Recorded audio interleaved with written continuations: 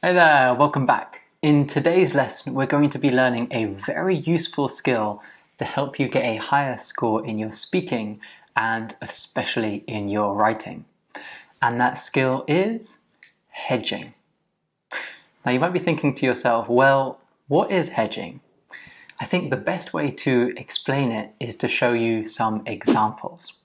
Have a look at this sentence. Elderly people like going for walks in their free time. Do all elderly people like to go for walks in their free time? Well, no. So we can hedge this sentence. We can make it softer. Let's say this. Many elderly people like going for walks in their free time. So, do you see, by adding many, we're making the sentence less generalized. We're not making a statement about all elderly people in general. This is hedging. Let me show you some more examples. Studying abroad is good for your career. Is it always good for your career? How about this? Studying abroad can be good for your career. So by saying can be good for your career, we're acknowledging the fact that sometimes it's good for your career and sometimes it's not so good for your career. Rich people are less happy. Okay, that's not always the case, so let's change it. Rich people are often less happy. Girls don't like sports. Okay, there are lots of girls that do like sports. How about this? Some people believe that girls don't like sports. So by hedging this sentence, we're going from a very direct statement, like girls don't like sports, to acknowledging the idea that some people have this idea or some people have this notion that girls don't like sports. So this is hedging. Okay, why is hedging important? Well, to begin with, it may look simple, but actually one thing I've noticed from doing a lot of IELTS speaking practice tests is that it's something that a lot of higher level language speakers do naturally, whereas it's something that lower level IELTS candidates don't do nearly as much. So for example, a Band 5 or Band 5.5 student will be making a lot more generalized statements in both their speaking and also their writing as well. Whereas at Band 7, 7.5 and 8, I tend to hear a lot more hedging. So they're very aware of the difference between expressing their ideas as a fact or expressing their ideas as an opinion. Okay, it's also very good practice for academic writing. So you'll know in Task 2 you have to write an essay. Now when we're writing in an academic style, we often like to distinguish between statements which are facts and statements which are our opinion. So by hedging, we're able to show this distinction between facts and opinion. The next and final reason is, in IELTS you tend to get a lot of strange questions, particularly in the speaking test in part 3. Things like, what do people like to do in their free time? Okay, it's very difficult to make generalized statements about what people like to do in their free time. Instead, we can use hedging to show the conditions and circumstances of what people like to do in their free time. Similarly, we might get a question like this. Is it good to let young people play video games? So we can use hedging to distinguish between how young somebody is and what kind of video games they're playing. So instead of making generalized, forceful statements, we're hedging and giving softer language. And this is something that, in my opinion, is very common in English, and maybe more common in English language compared to other languages. Okay, so how do we hedge?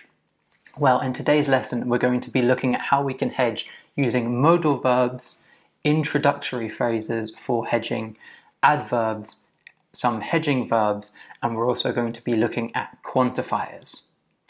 So first of all, let's look at modal verbs. Now, modal verbs are verbs like will, would, can, could, may, might, must, shall, should. Now, by using certain modal verbs, we're easily hedging our sentences. Have a look at this. People prefer relaxing at home instead of traveling to new places. Okay. We don't want to make a generalized statement about all elderly people. Let's add something here. Let's put in a modal verb. What would you put here to hedge this sentence? How about this? Elderly people may or might prefer relaxing at home instead of traveling to new places. Fast food will lead to health problems. Okay, that's a very absolute statement. Let's see if we can hedge it slightly and make it softer. Eating fast food can or could or may or might lead to health problems. Okay, so the choice of modal verbs that we use affects how absolute it sounds. Watching YouTube videos is a waste of time. Okay, it's not always a waste of time. For example, if you're watching this video on YouTube, then you might be learning some useful hedging phrases. How about this? Watching YouTube videos can be a waste of time. Okay, so remember, when it comes to modal verbs, we can use modal verbs like can, could, might, or may to hedge our language. And we would stay away from absolute modal verbs like will. Okay, the next way, and maybe the most sophisticated way, is to use certain introductory phrases. So we're going to do this a lot in our writing. Take this statement. Girls don't like sports. Okay, that's not true. How about this? It is often assumed that girls don't like sports. Okay, so not only have we improved upon the ideas that we're explaining, for example, if we're putting this in our writing, we're also using more advanced grammar by adding one of these introductory phrases. So by adding these hedging introductory phrases, we can get a much higher score in our IELTS writing. How about this? Fast food makes you fat. Let's change it. It is generally agreed that fast food makes you fat. Young people spend too much time on YouTube. Okay, that sounds too absolute. How about this? I believe that young people spend too much time on YouTube. So a subtle difference. The first sentence, young people spend too much time on YouTube, is presented as a fact. The second sentence, I believe that young people spend too much time on YouTube, is presented as an opinion. Recycling household waste is too time-consuming. Let's change it. Some people consider recycling household waste to be time-consuming. Okay, so remember, we can use introductory phrases like the ones highlighted above in orange to highlight that something is an opinion, not a fact. So we want to do this in our Task 2 essays. Now, we can also use adverbs, words like probably, possibly, generally speaking, usually, frequently, often, occasionally, hardly ever, rarely. So, have a look at this sentence. Teenagers always complain about homework. No, teenagers don't always complain about homework. Let's change always to something a bit softer, like usually, or frequently, or often. In my country, old people go for walks after dinner. Okay, so they're already hedging a little bit by saying in my country, rather than just saying old people go for walks after dinner. However, we could hedge this even further with an adverb. Let's put something here. How about, in my country, old people often or occasionally go for walks after dinner. British food is considered to be disgusting. So disgusting means it has a very, very bad taste. It's horrible. It's the opposite of delicious. Let's hedge this sentence. British food is often or frequently considered to be disgusting. Children never help their parents around the house. Okay, let's avoid never. Let's have something softer like hardly ever or rarely. Okay, so when it comes to adverbs, we should avoid phrases like always and never, and we can use softer adverbs instead. Next, we have hedging verbs, and these are also very useful for our writing and also our speaking as well. Take a sentence like this. British people complain regularly. Let's make it softer. British people tend to complain regularly. Young people enjoy chatting on the phone more than elderly people. Elderly people seem to enjoy chatting on the phone more than elderly people. Poor people are less willing to invest in education. Let's use a hedging verb. Poor people appear to be less willing to invest in education. Okay, so we can use tend to, seem to, or appear to hedge our language. Again, this increases the sophistication of our sentences. Next, we have quantifiers. Okay, so we can use quantifiers like most, the majority of, many, several, a few, a minority, in certain situations. Have a look at this sentence. People from my country choose to go on holiday to hot countries. Let's change it slightly. The majority of people from my country choose to go on holiday to hot countries. Teenagers spend a lot of money on clothes. Many of the teenagers that I know spend a lot of money on clothes. So, do you see, between these two sentences, the first is making a generalized statement about all teenagers, and the second, when we say many of the teenagers that I know, is making a statement based on my experience and based on the samples that I get to see. For example, the teenagers that I know. Okay, we like the second, we don't like so much the first. People get angry at airports. How about this? In certain situations, people get angry at airports. Okay, so we can use quantifiers to explain the conditions under which statements are true. Okay, let's test how much you've learnt from this lesson in a quiz. So we're going to have 10 different sentences and you have to choose the correct quantifier. Sentence number 1. Something teenagers are rude to their parents. Okay, so again, we don't want to make a generalized statement about teenagers in general. So what would we choose between these two sentences, these two words, in order to hedge our sentence? Many.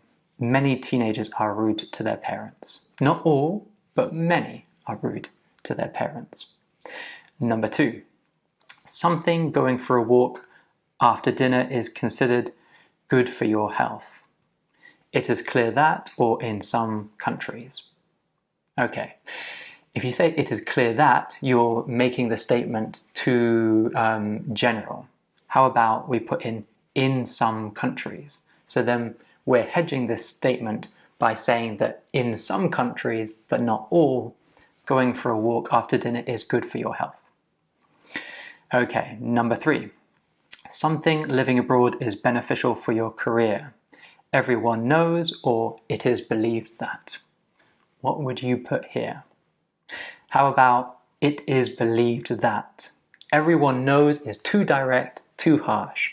We can say instead, it is believed that. So we're using the passive structure here to hedge this sentence. Number 4. People in North America something earn more money. Tend to or clearly. Okay, so clearly is too direct, so let's put in tend to. Tend to earn more money. Number 5. Something people in North America eat more fast food. To my knowledge, or it is a fact. We're going to put in to my knowledge to hedge this sentence. Now, a very good idea is to use introductory sentences or phrases like to my knowledge when we're making generalized statements about countries or types of people. Number 6. The survey, something that boys enjoy doing sports more than girls, proves or suggests.